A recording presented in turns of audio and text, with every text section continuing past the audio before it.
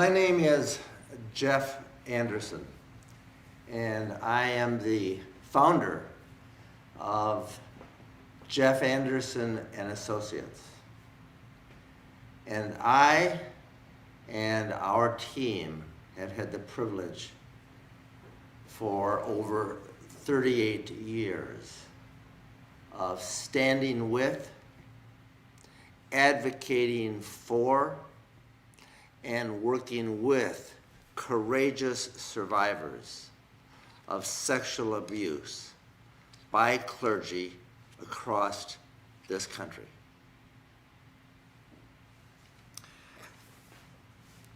Today,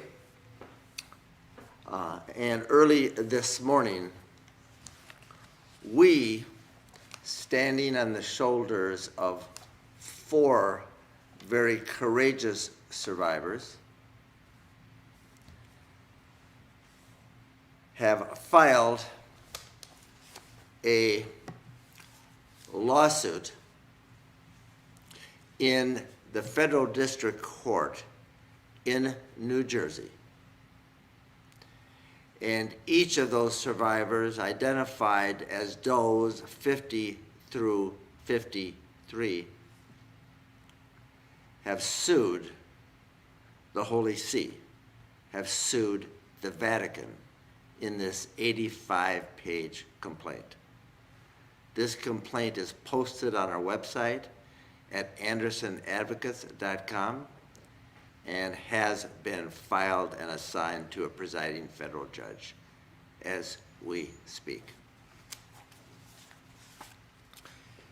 This lawsuit is really designed to target and to cause to reckon the source of the problem and what has been described as a crisis of clergy sexual abuse in America and globally. And why is the Vatican named here and by these courageous survivors? Because the problems and the source of them, which includes secrecy and hiding of the truth and hiding of the offenders and the perils that exist nationwide and across the globe, all come from Rome. All roads lead there. All trails that we have been working to uncover and excavate for almost 4 decades lead there. Every case that survivors have brought by us and others, standing up for the truth and to protect kids, ultimately leads to practices and protocols and policies implemented by the Holy See, by the Holy Father, by the Pope. And it is in this suit that 3 popes are directly implicated. It is in this suit by each of these survivors exploited and abused by former Cardinal Ted McCarrick that no less than 33 cardinals are named and identified as either condoning or complicit in the pattern of sexual abuse by McCarrick of these kids and adults and so many others for 5 decades. 3 popes, 33 cardinals, countless bishops, literally hundreds of bishops, thus implicated in this lawsuit.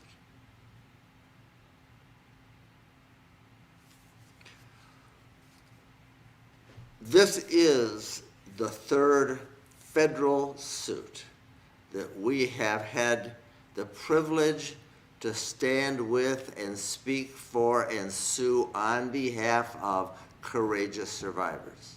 This is the third of recent experience. The first recently was in May of 2019 in the case of Keenan versus the Holy See and 5 survivors, all named and identified, now pending in the Federal District Court in St. Paul, Minnesota. The second was brought in the Federal District Court of New York and is pending there and brought on behalf of survivor John Bellocchio.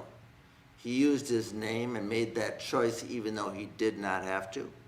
And he named the Holy See in that case is pending, and this is that complaint, also available on our website, a 64-page complaint naming the Holy See. And this, thus, is the third recent legal initiative brought. And why the Vatican and why now?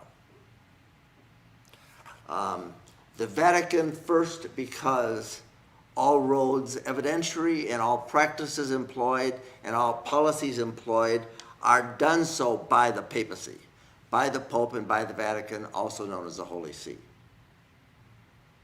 They are both the root of the problem and the source of the problem, not just as it pertains to McCarrick, but as to the cover-up and concealment and condonement of every cleric who has and continues to offend children across the land. And it is their practices, their policies, their choices that are identified and detailed on behalf of each of these survivors and in each of these cases.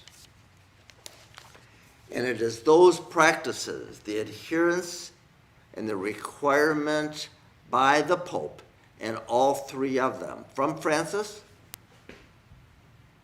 to Benedict to John Paul II. And in this complaint, it is John Paul II that is clearly implicated as having received and chosen to ignore multiple reports pertaining to Cardinal McCarrick. It is also Pope Benedict that made the choice to continue to conceal and thus condone the predatory conduct of then Cardinal Bishop and Archbishop McCarrick. And it is then John Paul, it is then Pope Francis that continue the practices of concealment and quieting those that tried to speak and or act pertaining to McCarrick. And that had been kept quiet and had never been revealed by the Vatican or any of the popes until 2017. And why did they reveal in 2017?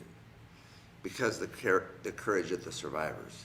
It was the survivors in every day making their stories known through litigation and through the opening of the statute of limitations in New York and in New Jersey in particular.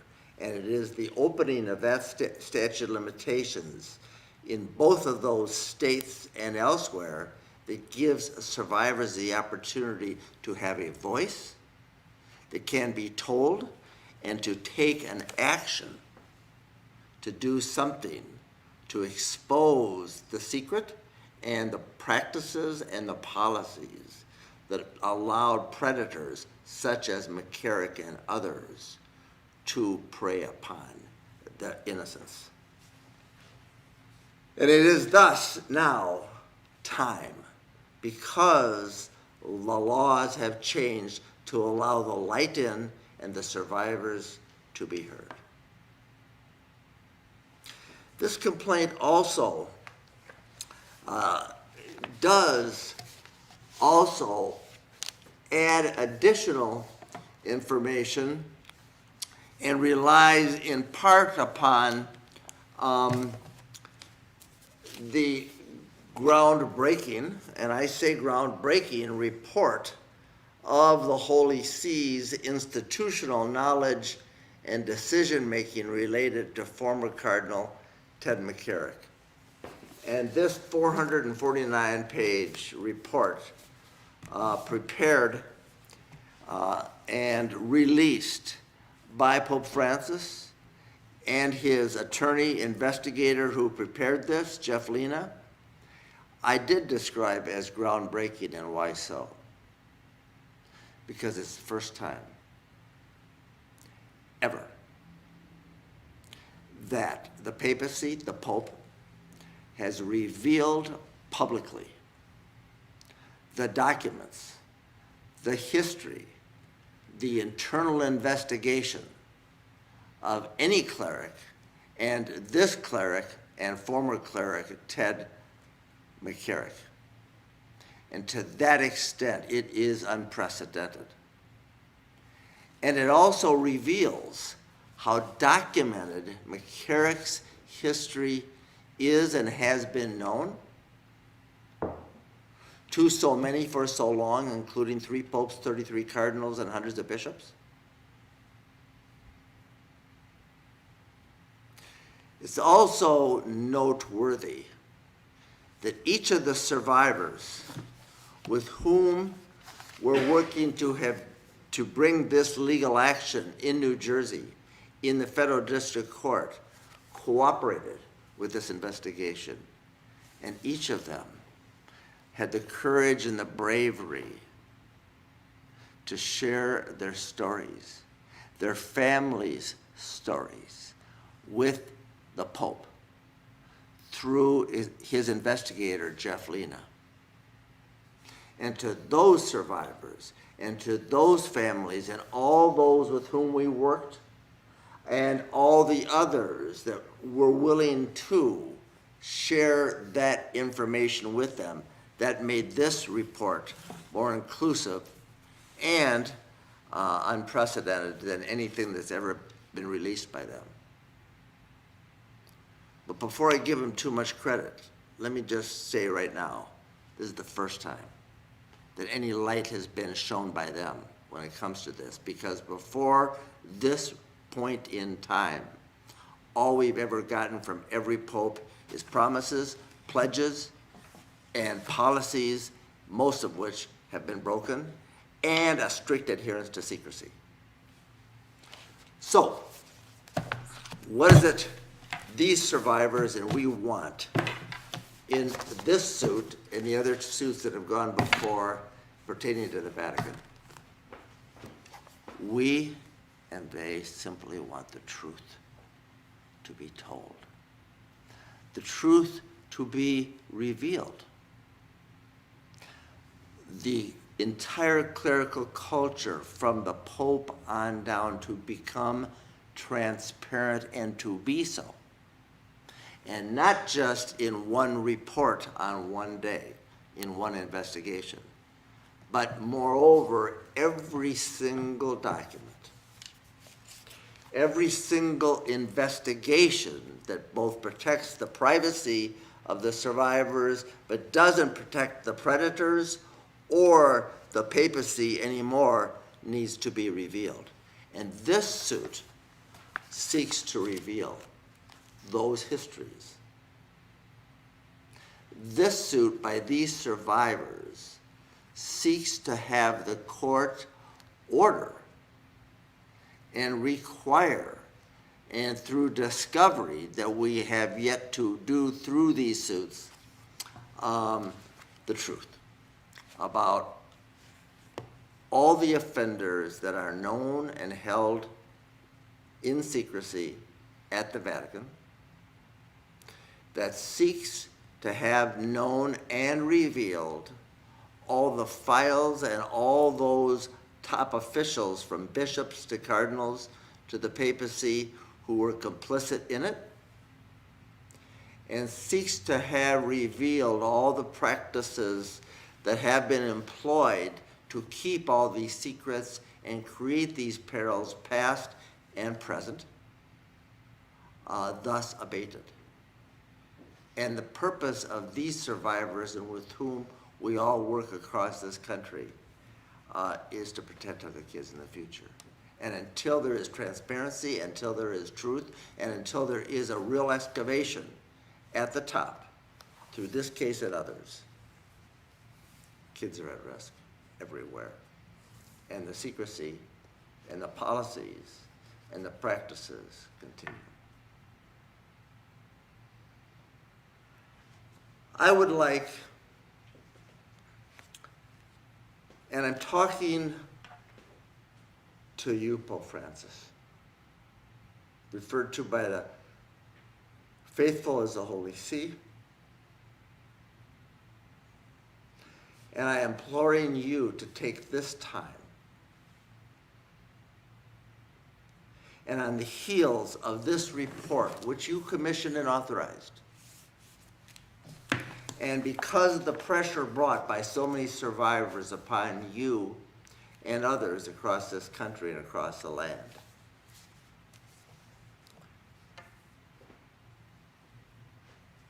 to engage with us, not against us.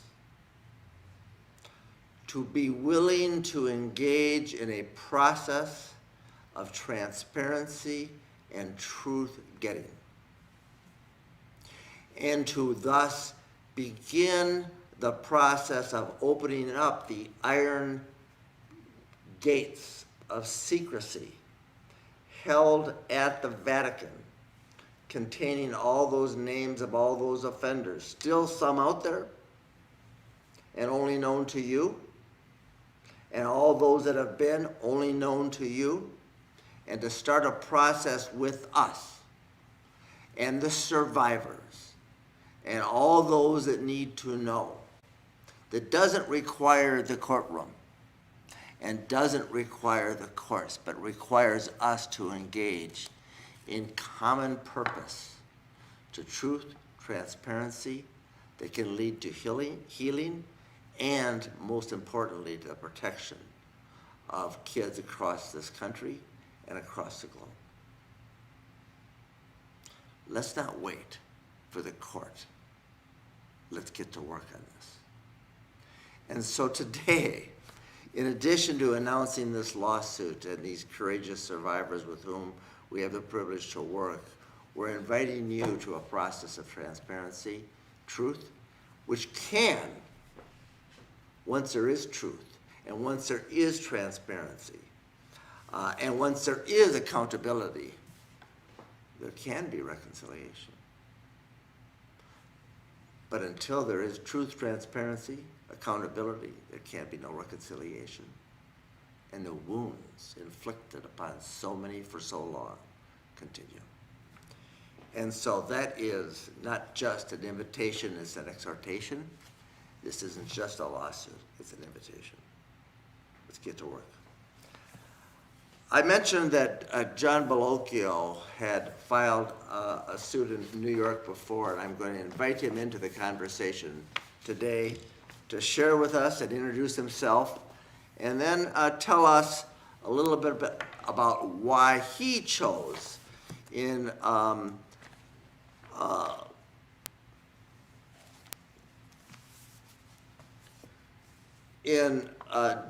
December of last year, working with us to both use his name and also name the Holy See in a case now pending in New York involving the abuse of him by McCarrick as a teenager in 1995. So, John Bellocchio,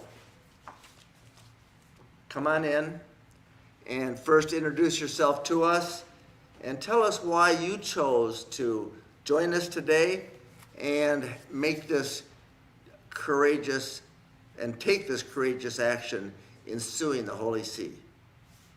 Well, thank you, Jeff. And I did so because I think it's very important that a number of people stand up to this level of criminal abuse, and it is. And as I have said before, the Vatican no longer has any credibility in the international arena. As I have said in a recent piece in Commonweal, Daniel Gibson of Fordham wrote that it was clear that McCarrick was recognized by the FBI, the KGB, and the Vatican as a natural for either the clerical culture of the Vatican or international spycraft. And that's repulsive. When was the last time you heard the words KGB agent and pastoral in the same sentence? It's also personally nauseating.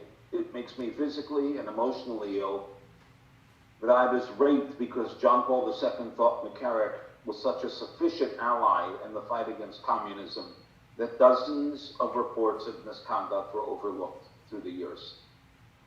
We must meet the challenge of a principle which, if it were to prevail, would be fatal to any civilized order in the world.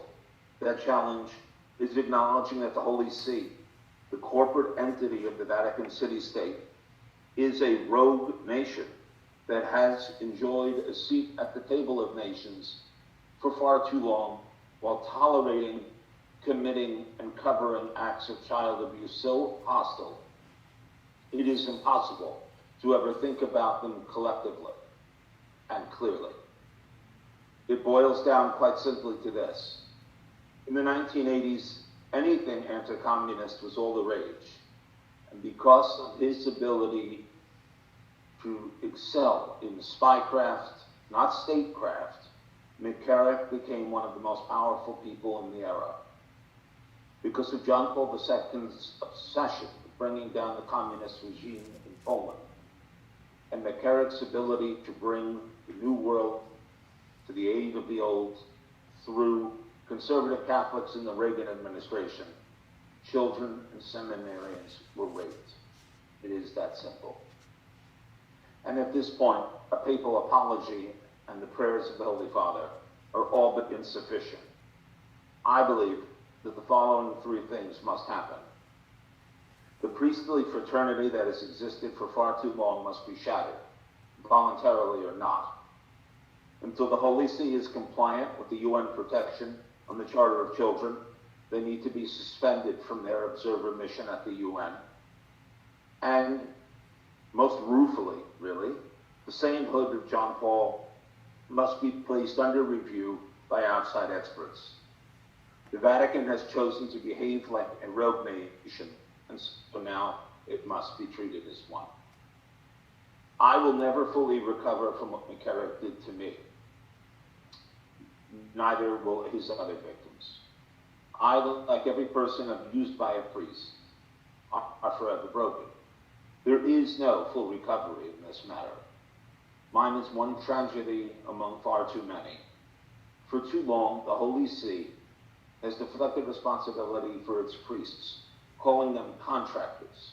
They are paid by the church, they are assigned by the church, they are employees of the church. The Holy See and all its enablers at home and abroad must now be held to the fullest account. And every document, every name related to this and every conspiracy must be released. The government of this country and the family of nations owe it to the children of the world to demand that. Now that the report is done, a thorough examination of the canonically inappropriate relationship that previously existed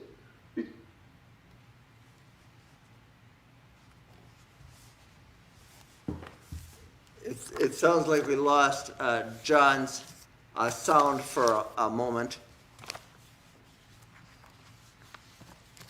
And create the rise of what I sadly call TED 2. We must do something. Nothing is never acceptable. And that is why I have chosen to lend my name to this effort.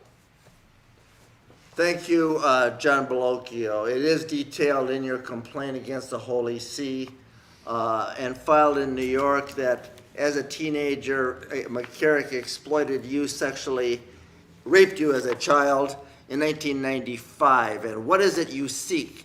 In brief, what reckoning is it you seek through the filing of this complaint and standing with all these other survivors here today who have brought this action and on whose shoulders we stand? I really think what I seek, and although I can only assume, what they seek is a change in the church from the top down. As I have said in other events, it is impossible for McCarrick to have risen up the ranks this way without a certain culture in place. And until the priestly fraternity accepts responsibility for its own sins and opens up the doors to examination, things will never change. And that starts from the Holy Father on down, and it must happen now. That's it. The change has to start from the top on down, from the Holy Father on down, and only there, until and unless there is reckoning, can we know and can the survivors begin to rest and begin a process that involve restoration of their spirits. And elimination of the fear that every survivor and everybody worries about now, that their problem is at the top, and until it's addressed fully and fairly through either litigation and contention or through a process that allows for the excavation and an answer to our invitation, we will continue this journey armed and grateful to every survivor, every Jane Doe and every John Doe that does share the secret and come forward and give us the chance and give other survivors the chance to have their truth known. And it's time for reckoning. It's time for truth at the top. And it's time for a real measure of accountability. And until that can happen and be known and be done, this journey with so many courageous survivors continues. And to each of you, and the 4 does that brought this suit here today in New Jersey, and every other survivor with whom they stand and work every day and suffer. We just express deep gratitude. It's time. Thank you. John Bellocchio, thank you, sir. Yes. Thank you. You're a champion. And every survivor that shares his or her secret is a champion for children and for truth. Thank you. Thank you, John.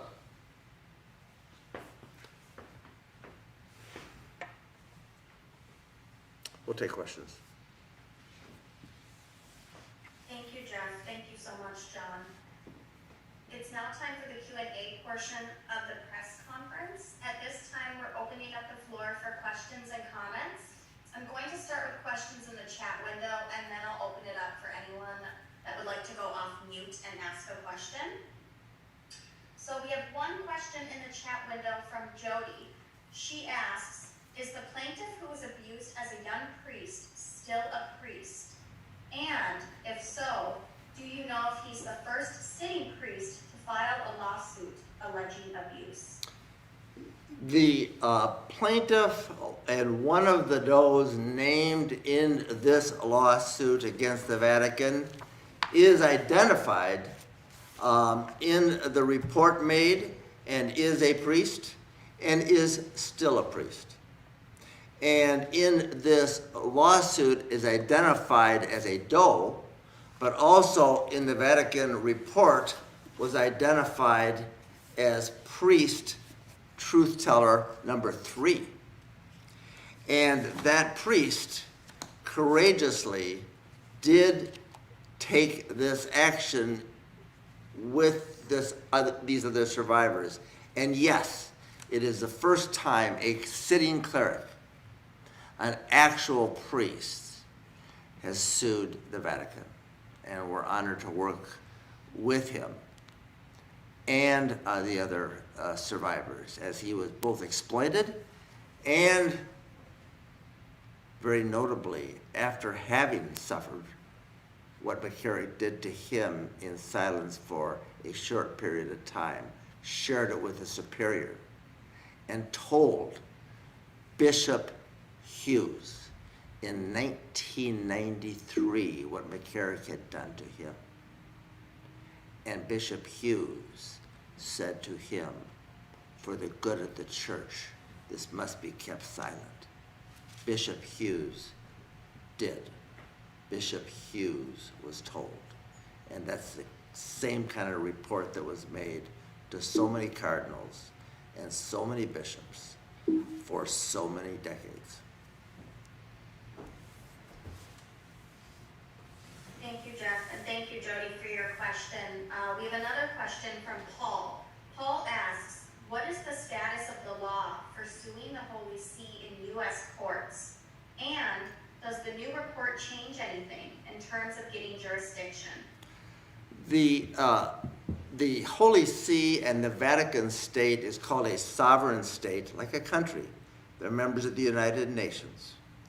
And because they are a sovereign state and a worldwide religious organization, they are harder to sue than any other organization in the globe. But we have a lot of experience in having tried. And we brought the first suit against the Vatican in 2001. And 10 years later, it was dismissed on legal grounds. But in those 10 years, we paved new territory and new grounds so that their sovereign immunity, their legal protection as a foreign state, was eviscerated. And it is our belief that there is now a clear path, a clear legal path that must be taken, that requires bravery and rigor, innovation, and also built upon all the stories of all the evidence that has been assembled to this point in time. So while there is a real fight on our hands, and with and for those survivors, it's time. And there is a really powerful legal basis for us to blaze a new trail and to hold the Vatican fully accountable for not just what has been, but what needs to be revealed. Thank you, Jeff, and thank you, Paul, for your question. We have another question in the chat box. The question is, when you said this is the third federal suit filed, could you clarify if that is against the Vatican or against McCarrick? This is the federal case here in New Jersey on behalf of 4 survivors is the first case filed by McCarrick survivors against the Vatican. The earlier suits that I referred to, both in, is the second case. The earlier suit, and you heard from John Bellocchio, who is a survivor of McCarrick, was filed in New York, and that is against the Holy See.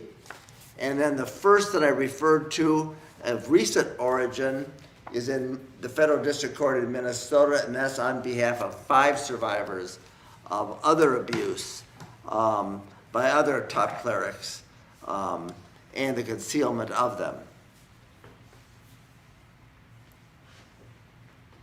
Thank you, Jeff.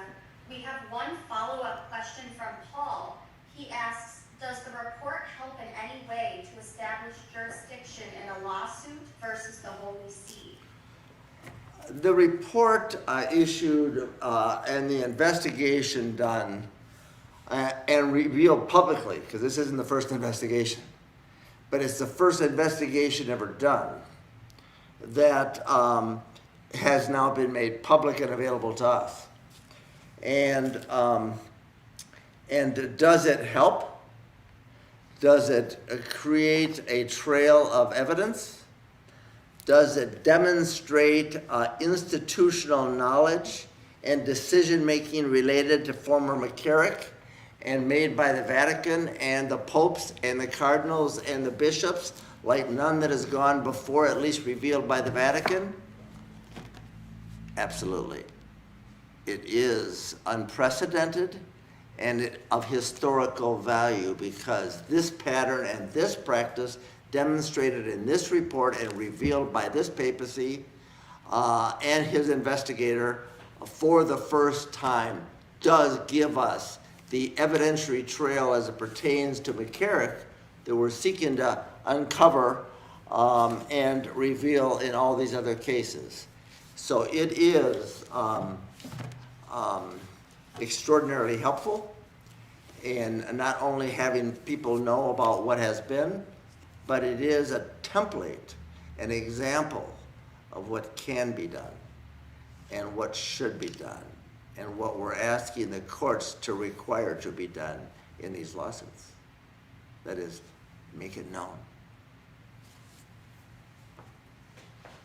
Thank you, Jeff, and thank you, Paul, for your question. We have another question from New Jersey 101.5 FM radio.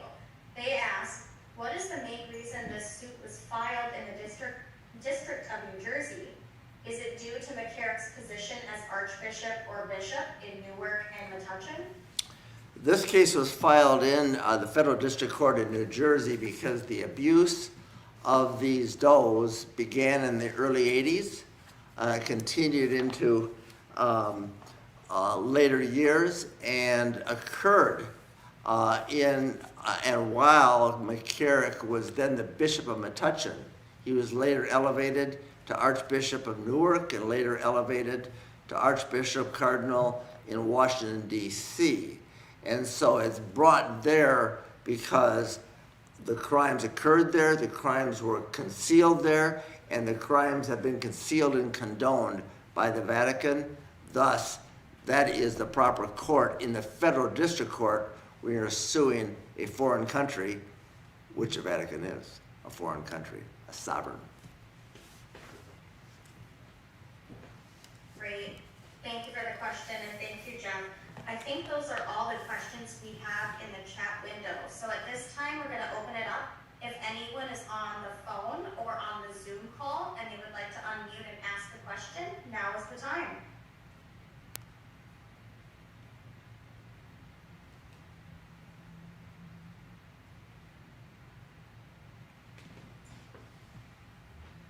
Yeah, hi, this is Abbott calling from the record.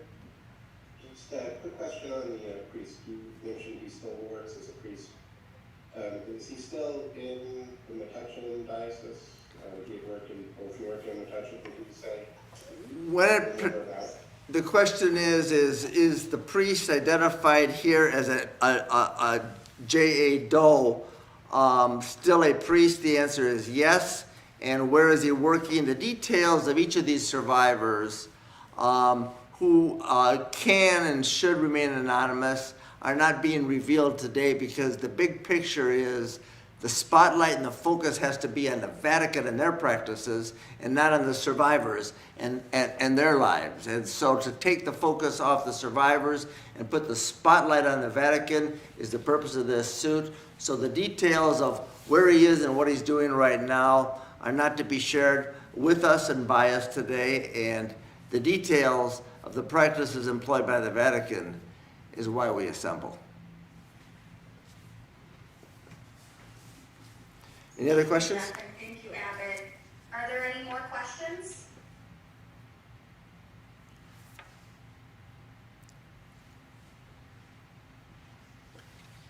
All right, I think we got through all the questions today. Thank you everyone again for attending and participating in this press event. As noted in our release and on our website, the press conference